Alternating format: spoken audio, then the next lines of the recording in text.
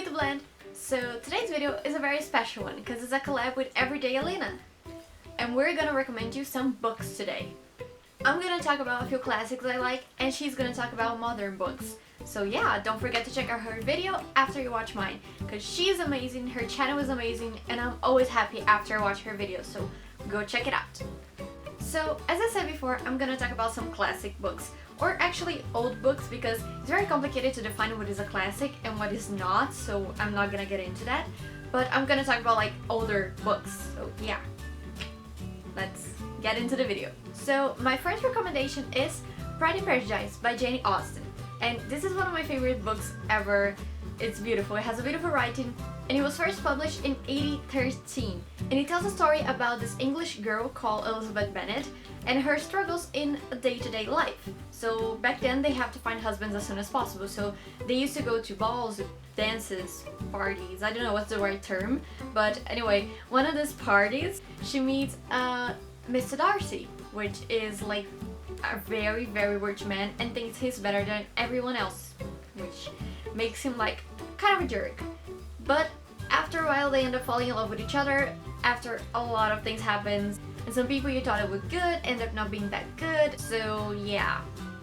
I think it's fascinating to read about their life in the beginning of the 19th century, written by someone that actually lived in that period of time, so this is my first recommendation.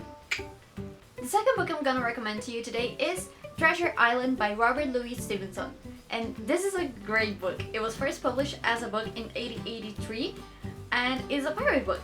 And it's because of this book that we have the pirate stereotype, like the guy with a wooden leg, with an eye patch and a parrot in a shoulder, searching for treasures with the map with an axe on it. So basically it's all because of this book, and I love that.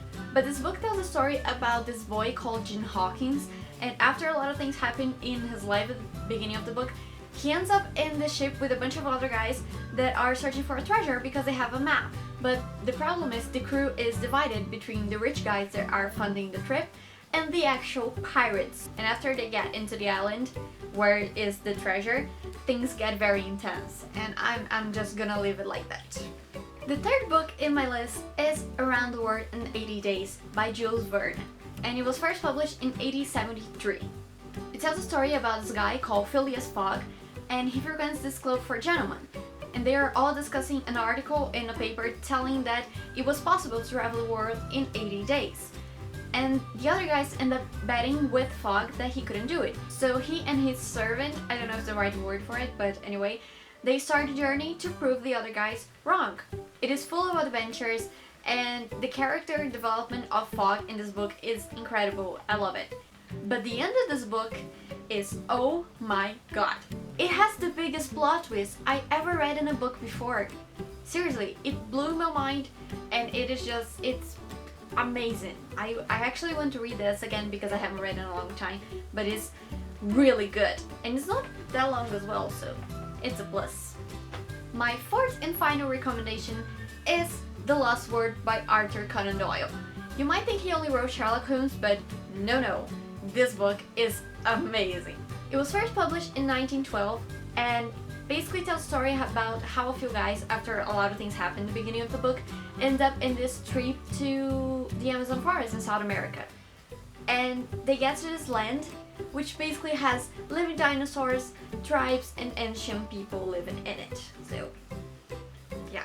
It does have a Jurassic Park feeling to it, so if you're into that, you're probably gonna like this book a lot.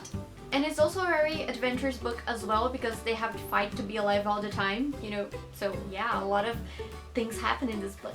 There is also a series as well, if you guys are interested. It has 3 seasons, I think, and it's kind of different from the book because they include girls in the series, and actually there are no girls in the book, but it's a very good series. I spent like a lot of my childhood watching it. It's very good.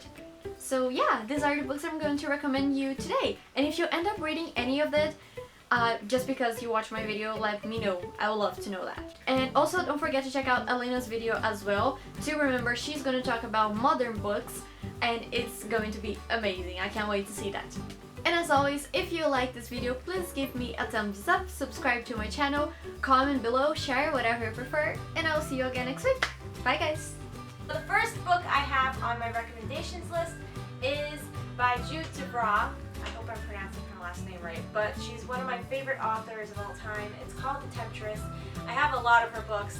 She's mostly a romance